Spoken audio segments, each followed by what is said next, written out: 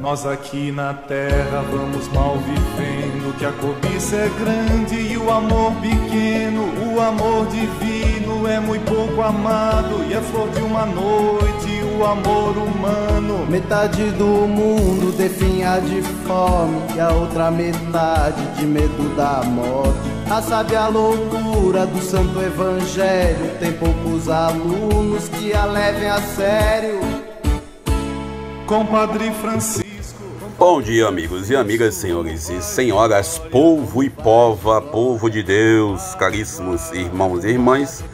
Hoje, domingo 21 de março de 2021. Obrigado a você pela presença em nossas lives matutinas. Como eu disse, nossa live meio plantada, como a plantada, a palavra é outra, né?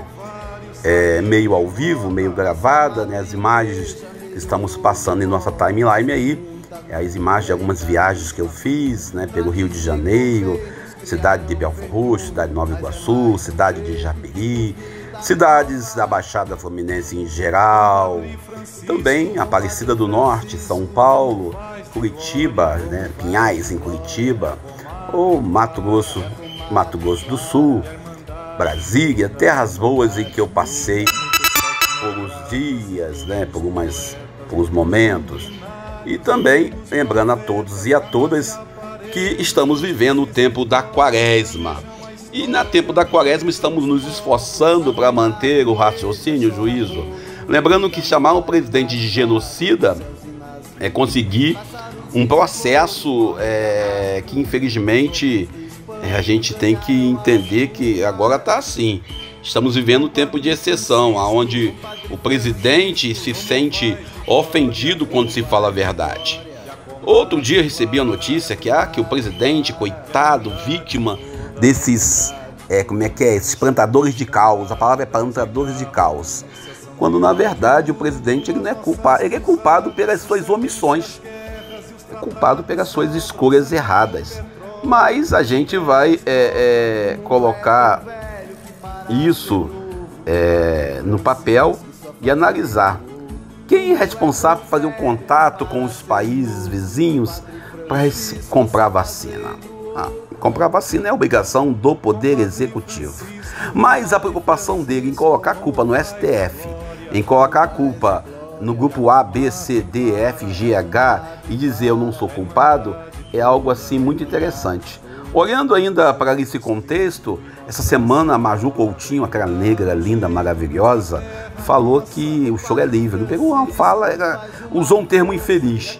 E os bolsonaristas todos foram para a mídia, para a rede social dizer, tá vendo aí, Maju Coutinho, tá vendo, ela falou, ofendeu. Gente, mas quando o presidente falou que eu não sou coveiro? Quando ele falou, temos que parar de mimimi e que não adianta com 250 mil mortos? Ou quando ele falou ainda de forma assim muito, e daí, né? Foi certo isso? Ou quando ainda ele falou, né, temos de deixar de ser maricas, né? Quando ele colocou lá o motivo pela sua presença. Ou ainda quando ele desafia o vírus falando que o vírus é apenas uma gripezinha. Bom, são coisas que o presidente faz e ele, como líder dessa nação, deveria se comportar como um líder, não como um projeto de liderança. Mas irão dizer que eu estou falando besteira ou que eu estou usando termos para ofender a dignidade presidencial. Logo, logo, a Polícia Federal vai estar na minha porta aqui eu estou em Japeri, querendo me prender porque eu estou dizendo que o presidente ele não é genocida. Desculpem, alguém chama ele de... Eu discordo, ele não é genocida, é mais do que isso. Se existe mais do que isso, então ele é. Porque afinal de contas, um homem que diante de um vírus, diante de uma realidade de pandemia, ele faz esse tipo de comportamento, tripudia sobre a dor daqueles que já morreram, tripudiam na dor dos familiares que estão vivendo um verdadeiro caos de saudade, famílias inteiras, né? Eu estava vendo uma matéria, morreu o pai, morreu a mãe, morreu o filho mais velho. Resumindo a história, tudo culpa de quem? Eu não vou dizer que a culpa é do presidente, porque eu acho que seria muito radicalidade da minha parte. Eu não vou dizer isso. Mas eu vou culpar quem então? Quem é responsável por gerenciar essa crise? Quem é responsável por cuidar do povo? Aí eu vou lembrar do Crivella, amigo do Bolsonaro.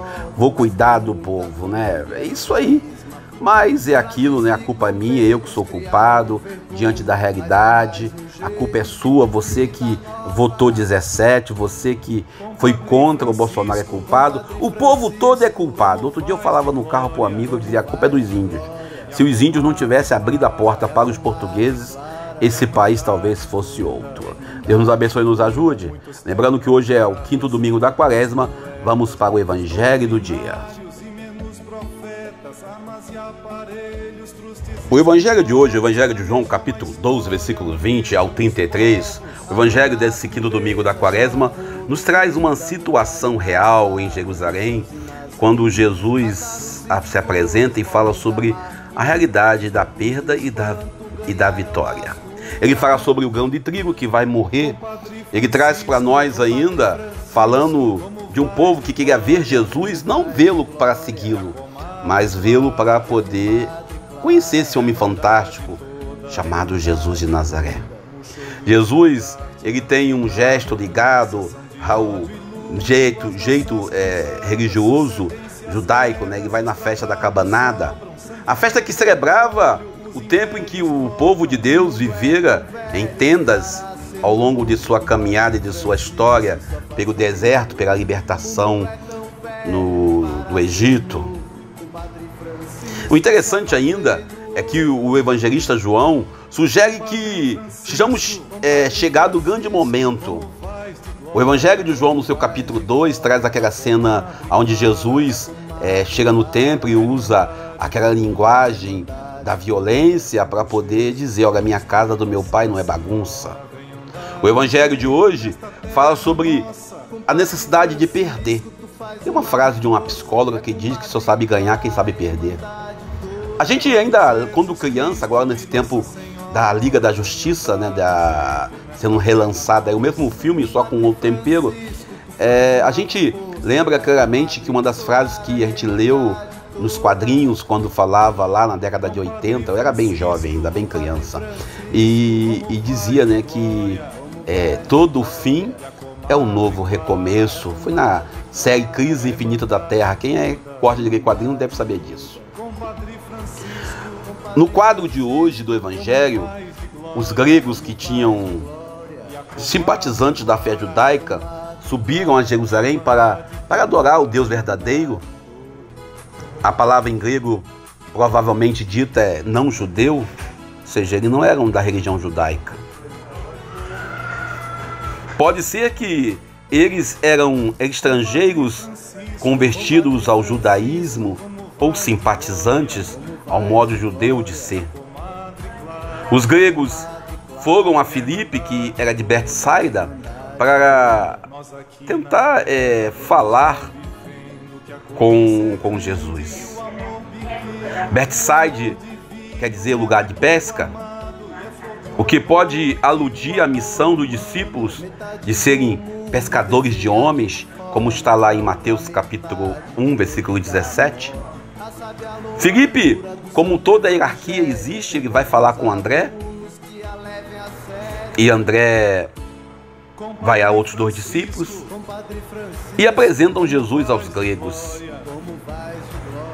O interessante é que João traz nesse pretexto de também levar Jesus a ser conhecido por outros povos.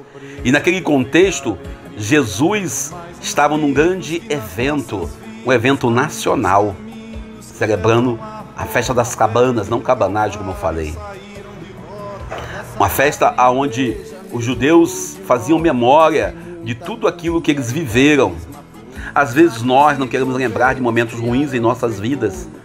Às vezes nós queremos fugir das memórias ruins. Mas como existe o campo de concentração de Auschwitz, onde você sabe que existe lá conservado até hoje o museu a céu aberto, para que nunca mais se repita essa maldade.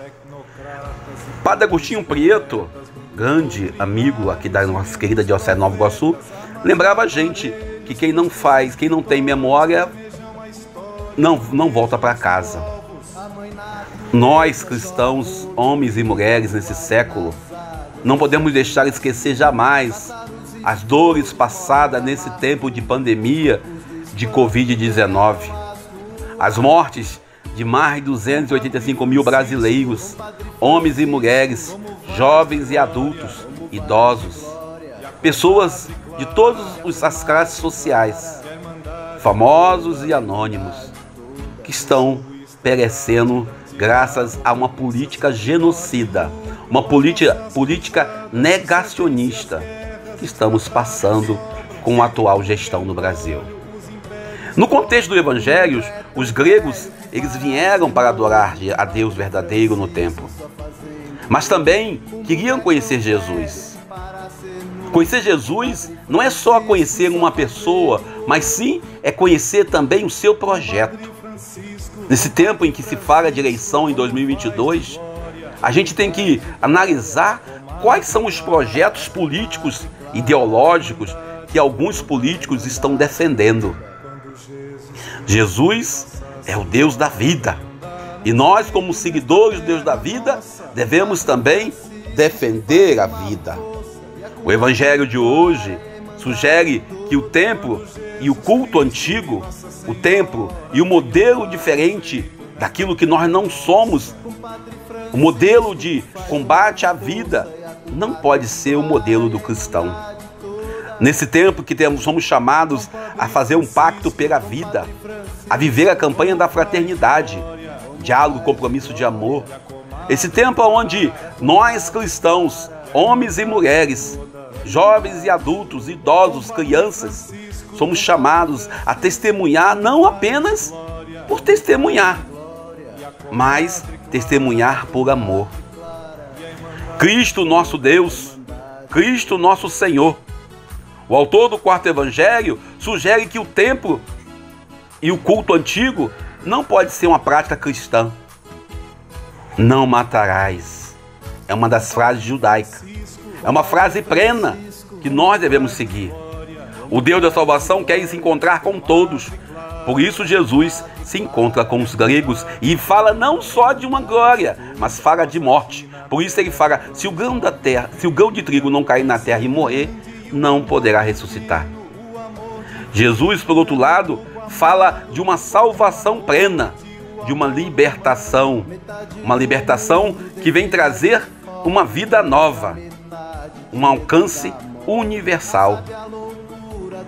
Os gregos acreditavam que o corpo era a prisão da alma.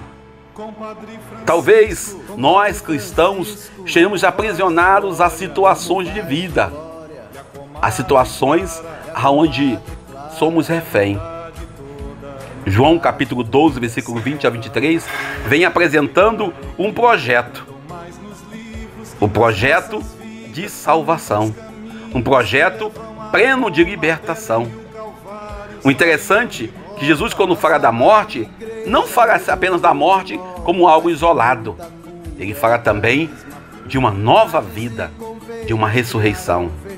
O interessante é que o evangelista João traz logo no início a frase: o verbo se fez carne e montou sua tenda no meio dos homens. João capítulo 1, versículo 14.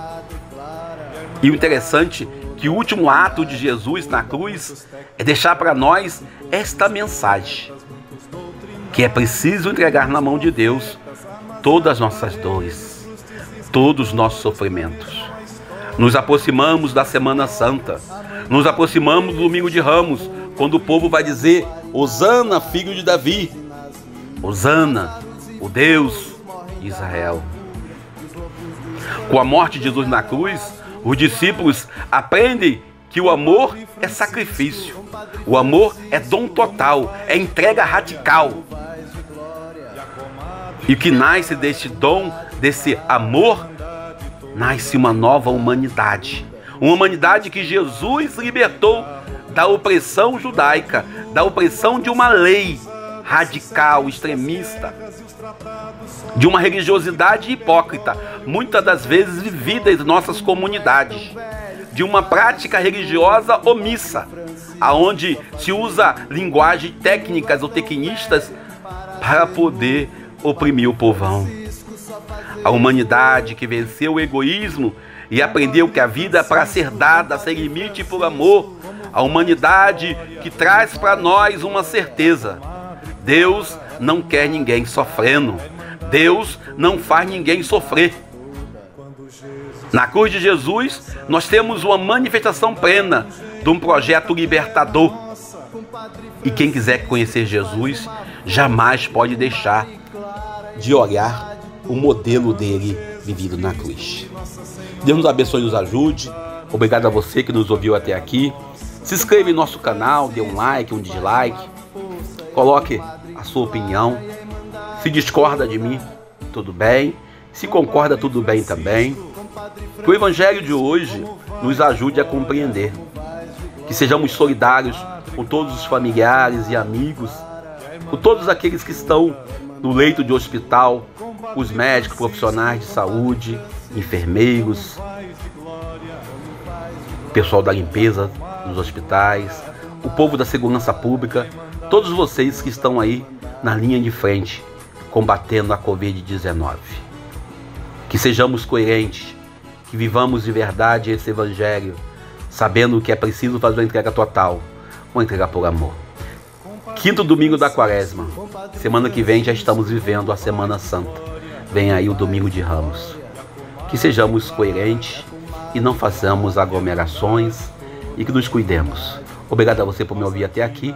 Dê like, dislike, comente. Se inscreva no nosso canal. Eu sou Daniel Nonato. Bom dia. É muito pouco amado e é flor de uma noite o amor humano. Metade do mundo definha de fome e a outra metade de medo da morte. A sábia